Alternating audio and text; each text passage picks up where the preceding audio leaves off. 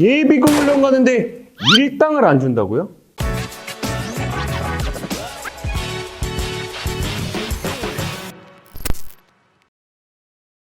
오늘은 공민권에 대해서 알아볼 거예요.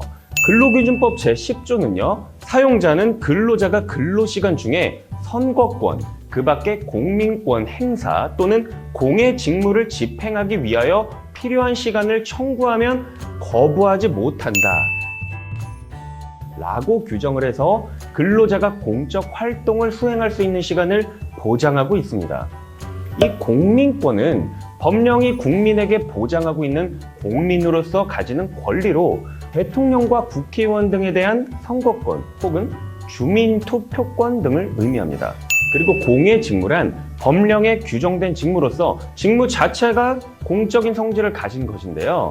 근로자 자신이 공법상 직위에 대한 권리와 의무를 수행하는 것은 물론 국가의 사법, 행정상의 작용과 관련해서 이에 따르지 않을 수 없는 경우까지도 포함합니다.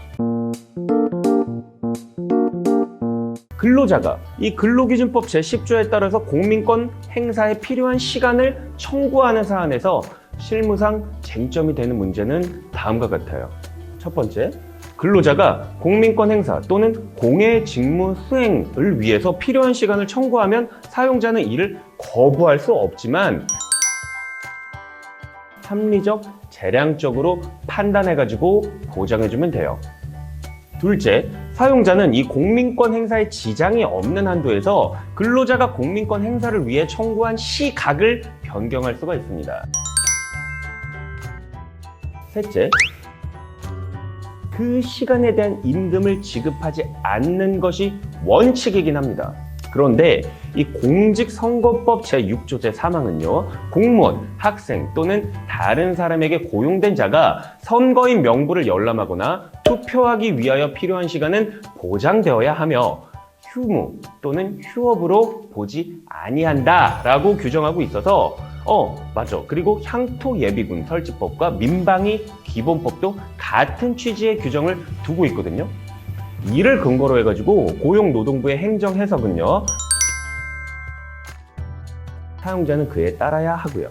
넷째, 근로자가 공직선거법상 선거에 입후보를 한 거예요. 자기가 스스로 입후보를 해서 자신을 위한 적법한 선거 운동을 하는 것도 역시 공민권의 행사에 포함이 됩니다.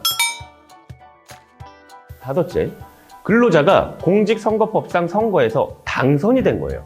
당선이 되어서 그에 따른 활동을 하는 공의 직무, 의정활동 이런 활동을 하는 것 역시 사용자는 해당 근로자의 공민권 행사에 따른 시간으로 보장을 해주어야 하는데 해고가 가능하다라는 것이 고용노동부의 입장입니다. 물론 이런 경우에도 해고라는 좀 극단적인 조치보다는 휴가나 휴직 등과 같은 좀 유연한 방법으로 공민권 행사에 따른 해당 근로자의 문제를 원만하게 조율하는 것이 바람직하겠네요. 네, 그래서 오늘은 이 공민권 행사의 보장과 그 범위에 대해서 알아봤습니다. 영상 좋으셨다면 좋아요, 구독 부탁드릴게요.